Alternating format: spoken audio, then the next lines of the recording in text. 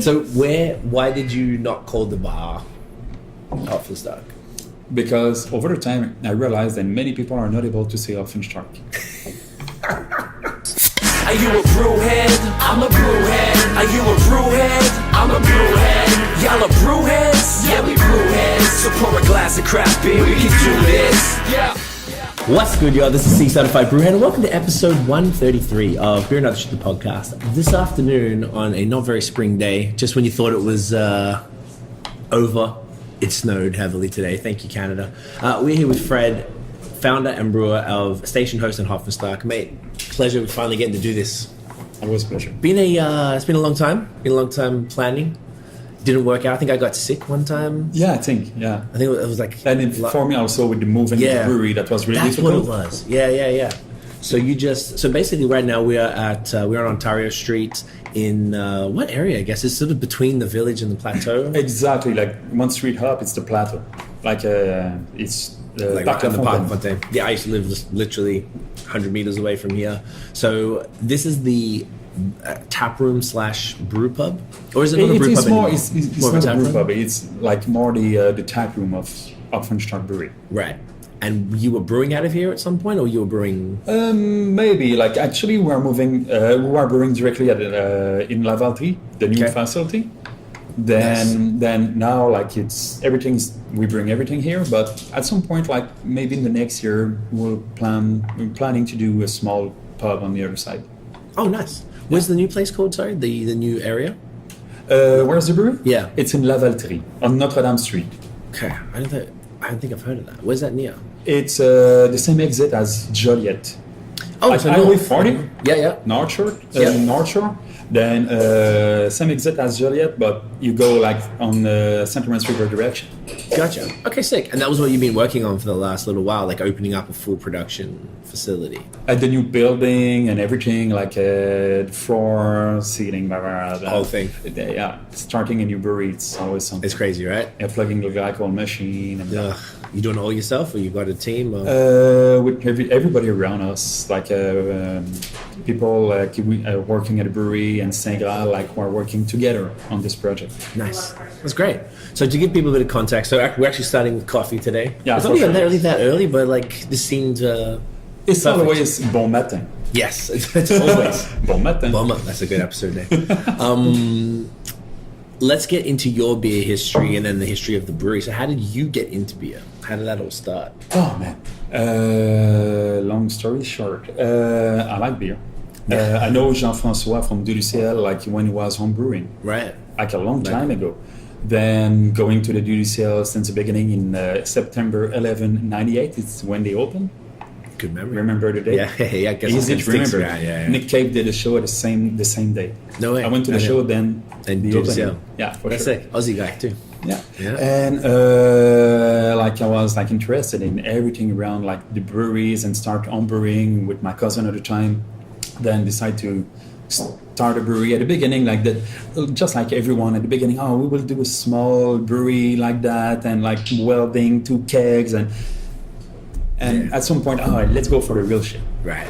And like we found the equipment, the location, and it started that way.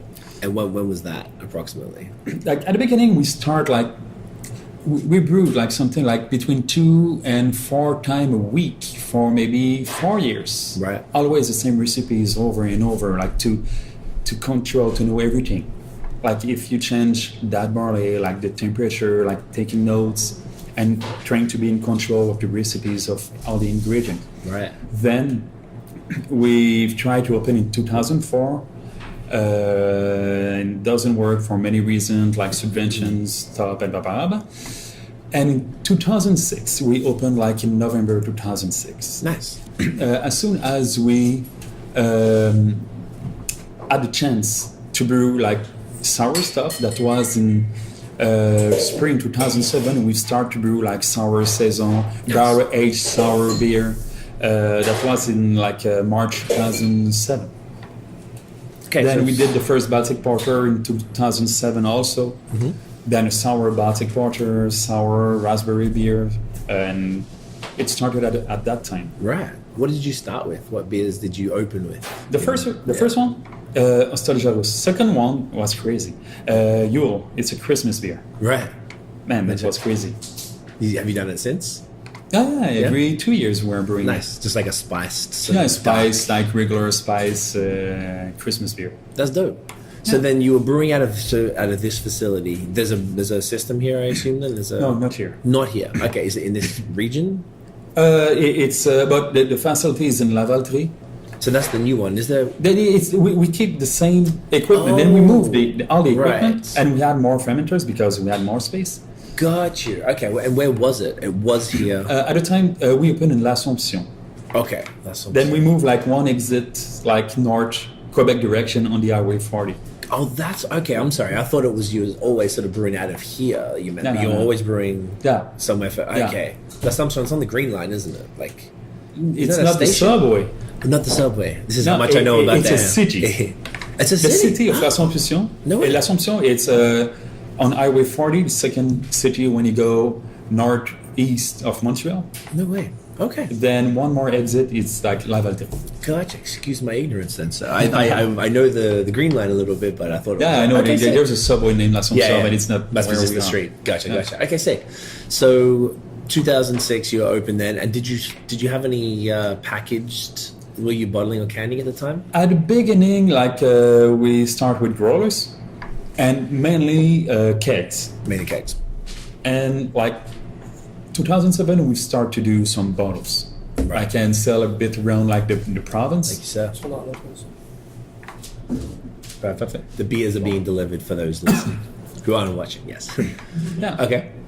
Then like over the time, like in 2008, like we were doing a lot of sour beer, and that was almost impossible to sell in province. Right. Then this is when we started to export in States. Nice. And at some point, 2008, 2009, 50%, almost 50% of the production was sold in the States. Right. And that was just because people here didn't understand sour beers? Exactly. No way. Okay. And we had to sell it somewhere. Right. And we had like my importer at the time was 12% imports. And we were doing a lot of beer event in New York and something like that. And Sputum Dival, they were ready to buy sour stuff, doing beer event there. 2008, 2009, 10, 12, 11, 12. And yeah. And more, like in 2009, we did Belen of Weisse as the official beer of the Mondial de la Bière. Okay. And we sold only 2 kegs in Quebec. Right. Not 1 keg the first year, And 2 keg in 2010. well, stepping up. So everything was just straight to the States. Yeah. We when we were doing to the Vermont Beer Festival, we had those kegs, and everybody wanted to get the Belen of Weisse, and everything was like going to the States at the time. Are you still doing that?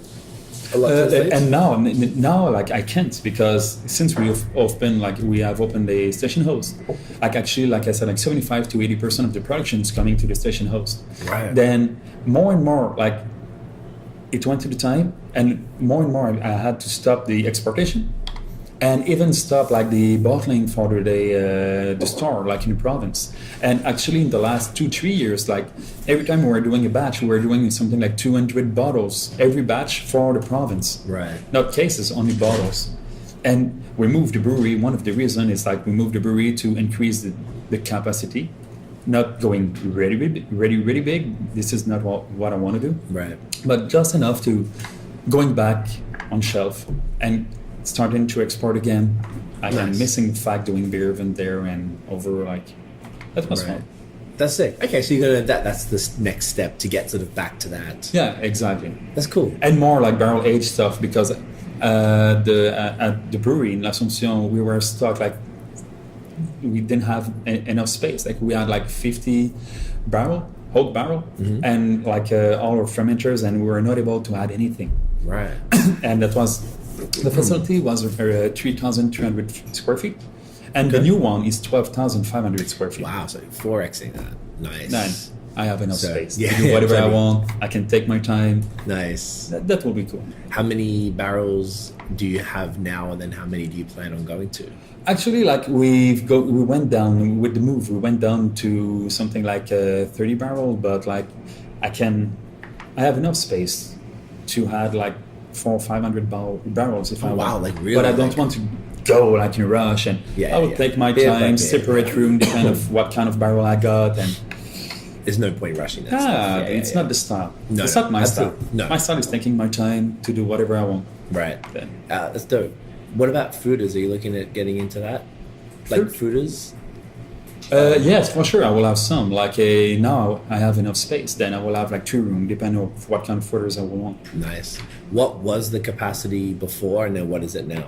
But I got the same brewing system. It's a 10 BBL brewing system. Okay. I had a few 20 BBL fermenters that what I still have in my old one, but I've bought like 40 BBL fermenters. Nice, the big ones. Yeah, the big one. Then when I will brew, like example, like the Russian Imperial Stout, I used to do something like 600 liters of bourbon barrel Russian Imperial Stout.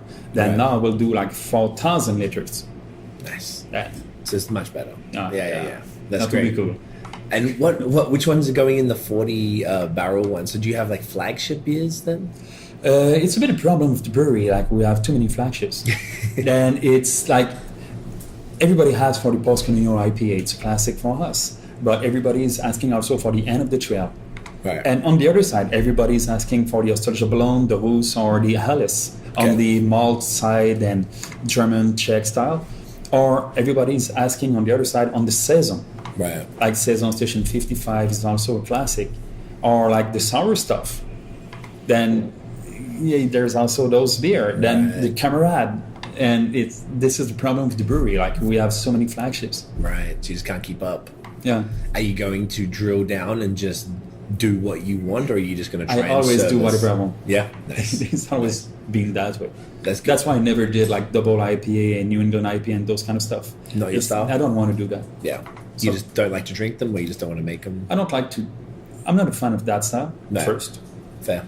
And the other thing, like there's many breweries doing it very well. Right. Then I let them doing it. I will never do like a Russian Imperial Stout with coffee. Like Right. there's the Pêche Mortel on the market. Yeah, cool. So like, okay. Do it. So you're sort of more approaching it where if there's something that you find is already like not perfect but like fantastic, then you don't even feel a need. Yeah, there's so many styles. There are so many things you can create on the side, like just like the Boson the Higgs. I think it's the first one we got here. This one? Yeah. And this is, what style is this one? Saison? It's the Boson the Higgs. That's the Saison, It's a Berliner Rausch Saison. I did it the first time in 2010. Okay. And it's a low gravity wheat beer, but it's like a hint of acidity in it, a smoke malt, Saison yeast. And then if you take a sip, like the first sip will be really, really smoky. Yep. First, second sip. Third one, you go for the wheat, the body. Right. It starts to Then pick at up. the end of the glass, that will be really dry and some acidity in it and some spiciness from the Saison yeast. Right. Then it's the balanced 3.8% of alcohol only. 3.8. This is a flagship. In the States, like that beer is selling a lot. This one killed. What's it called again? Boson the Higgs. Okay. Higgs Boson. Okay. Oh, actually, okay, yeah. Well, cheers, brother. And cheers. I like the Vermont Festival glass. For sure. Yeah. Friends. Okay, getting the smoke up front. But then you still got the, I mean, maybe the coffee's messing with it a bit as well, but you get that, the cloves and stuff, like the spices. Yeah, the spice. The ester. The essence, that's the one. So, interesting, man. That beer is like amazing. It can fit after a Russian Imperial Stout, a really sour beer, like an IPA, whatever it is, it fit after. I love that. And before. And before. And during. So Saison, it's got the cloves in there. It's a little got the dryness as well. But it's like super drink, like 3.8. Like, yeah, man, I love that. And so this was one of the earlier ones? Yeah, 2010. Almost 10 years. Jeez, nice. That's pretty solid. During this as well, I do the review. I don't know if you saw the stupid reviews. So I do like, you take a picture with the beer. So are you cool to jump in? You know the drill. We're going to be doing this a bunch. There we go. Legend. Thank you for playing along with my dumb stuff. Yeah, I feel like I've had a few of your beers over the years. I know I definitely had, like, the Rousse has been around, so I've had that for sure. Right there. That's him. Perfect. And so that one has been, I see that, like, often. Like, do you have ones that you, I know you said 75-80% is here, but the ones that do leave, the bar, which beers are those that you would find in like beer bars and stuff? That used to be like only what we brew. Like we were doing like what we can. A lot of Saison bottles. Okay. Because like we do re-fermentation. When did you stop the bottles? Would you say? Just trying to think if I ever saw them around. Like I had some bottles sometime, like when we brew like 2 batch in a row of Saison Station 55. You're like, we did like 600 bottles. Ooh. A big batch. Yeah, exactly. But most of the time, like it's really like 200, 300 maximum. Okay. But when you did do them though, like it was like were they sort of widely distributed, or it was still kept pretty local? Most in Montreal. Montreal. Some like owner of a store, like we're coming at a brewery and getting some cases for their places. It's okay. Like they are really specialized. They are passionate people, and they are traveling to get some cases. It's cool. Right. They know they will sell it. I know they will sell it well. I think. Right. So then, if you go around to like vice versa, Il de Garde or like Brew Hub, those type of beer bars around the city, which sort of beer does it depend? Whatever you have, or do you like only sell certain? Vice and Versa used to have it a lot. Like at the beginning, we were selling like a lot to Vice and Versa. We had something like a 7-8 line, right? Like there. Right. But when we opened here, everything was coming here. Then a little bit less. Same thing with the brewer, and everybody like start to selling their own beer more and more, and trying to get rid of everything else around and having only like a couple of special selection. And I can understand it's a bit what I'm doing here. Right. And there's a new generation of beer bar coming in Montreal and in the province. I saw it, and they are like ready to buy beer from everyone because they don't brew their own stuff. Right. Then this is the next generation of beer bar.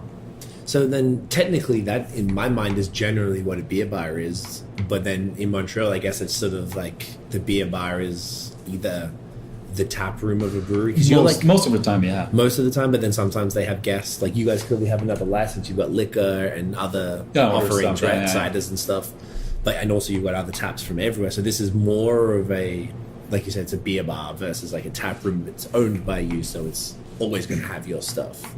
But Il de Garde brew their own stuff. Boswell brew their own stuff. Yeah. Brewery, same thing. Most of the places, this is the way they are like working. Right. They've got their own selection, and they've got like a few guests like to fill like the selection, and but not like a ton. I was gonna say like there's like places like Il de Garde used to not do at the beginning. No, when I used to go there, and I keep thinking in my head Il de Garde's still a beer bar. Yeah. Then over the time, like they change slowly, and they bring their own stuff. Yeah, I went recently, and like the whole list was just there. So I was like, oh, like just took me by surprise. I just wasn't aware. So, where did the name come from? Hopfenstark. Like it's a long story. Like everybody, like in the, I was thinking at the time, like everybody in the province is stuck like with like the church mentality. Okay. Even like if they don't believe in God anymore, like they are stuck with it. It's something we keep in our mind. Right. The church was really, really strong until like the late 60s, 70s. And everybody is having a name with historical factor about like the province only, or the church, like with the God, the devil, and all those things. Oh, yeah, true. Yeah. And I want to step out of that mentality, and with a name with Hopfenstark is also more international. Okay, it sounds German, I guess. Yeah, Hopfen means hops, Stark means strong. Right. And I've created the name like putting those two words together in German. Right. I can do that. And HO from Hopfen and ST from Stark mean host. That's what I thought. And on every label you can see like Ho.st, like Ho.st Brewery. Right. And we've got both names. And Station Ho.st is our places in Montreal. Right. So it ties it all in together. Exactly. Okay. Because I wasn't too sure about that, but I saw that, like, because I just said it to Tiff. I was telling her where we're going. She knew your beer. She'd had it before, the Rousse as well. And it wasn't until she saw the sign with the period of it, she said, oh, like it just like kind of clicks for people and stuff. Like, yeah. Nice. Clicks, huh? So why did you not call the bar Hopfenstark? Because over the time I realized that many people are not able to say Hopfenstark. like they are like having some trouble to say it, or like even like just reading it. Right. Then I said I will make it easier for everyone. That's very kind of you. Yeah. I had no idea. That's hilarious. I guess because it does seem, because I know there's like there's Hopfenweisses and stuff. And Exactly, they can see that.